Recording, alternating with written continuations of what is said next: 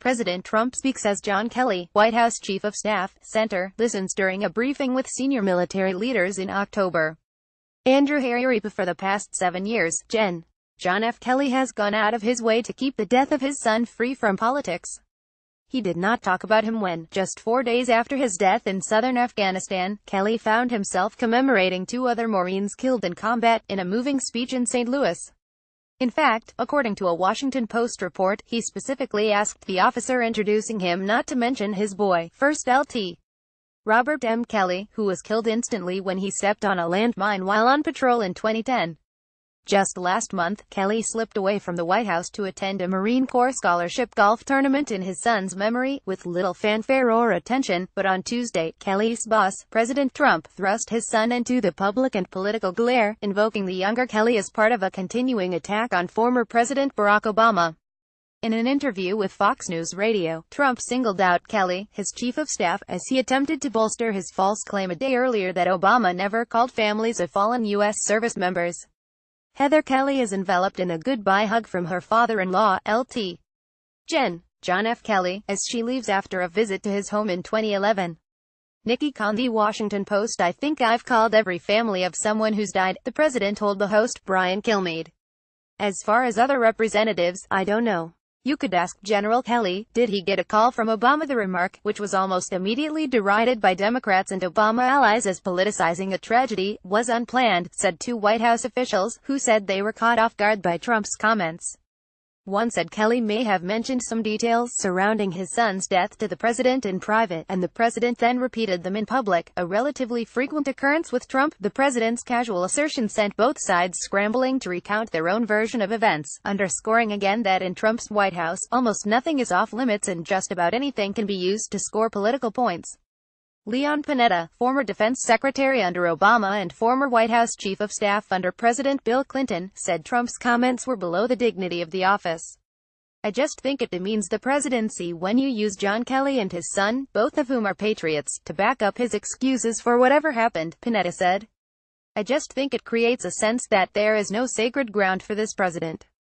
A White House official, speaking on the condition of anonymity because he was not authorized to discuss the matter publicly, said Kelly did not receive a call from Obama at the time.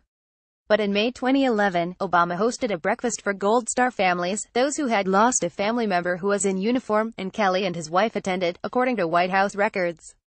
In December 2010, Marine Corps Lt.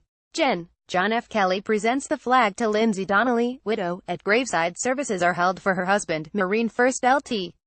William J. Donnelly IV, of Picayune, Miss, who died while conducting combat operations in Afghanistan. Gerald Martineau for The Washington Post. A person familiar with the event said the couple were seated at then First Lady Michelle Obama's table. A former Obama White House official, meanwhile, flatly rebutted Trump's initial claim that Obama never, he later backpedaled to suggest rarely, called families of military lost during his administration.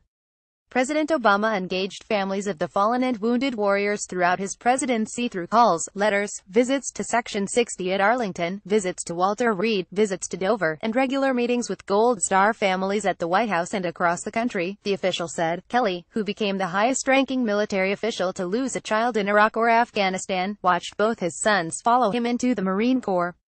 When Robert died, Kelly and his sons had participated in 11 combat tours in Iraq and Afghanistan combined, but Kelly has been private about his son's death, even though both his and his son's military service clearly informs his thinking on White House foreign policy and national security decisions, which to him are not merely intellectual exercises. Several White House officials said Kelly has previously resisted White House efforts to link children's deaths with politics and policy. Earlier this year, when Trump ordered the Department of Homeland Security to establish the Voice Office, Victims of Immigration Crime Engagement, Kelly, then the Homeland Security Secretary, at the rollout of the office tried to push back internally against efforts to highlight angel moms and families whose kids were killed by undocumented immigrants, one department official said. The families were featured at the event but did not have a speaking role.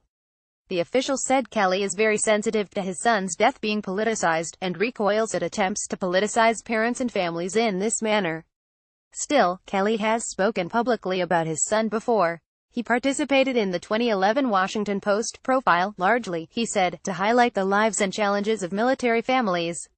Even then, however, his reticence emerged. When first approached about the story, he replied in an email, "We are only one of 5,500 American families who have suffered the loss of a child in this war.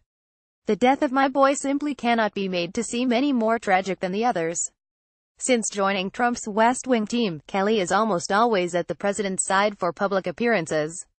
But he was notably absent Tuesday from a Rose Garden news conference with Trump and the Greek Prime Minister. The White House offered no explanation of why Kelly was not in attendance. Ann Gearan, David Nakamura and Philip Rucker contributed to this report.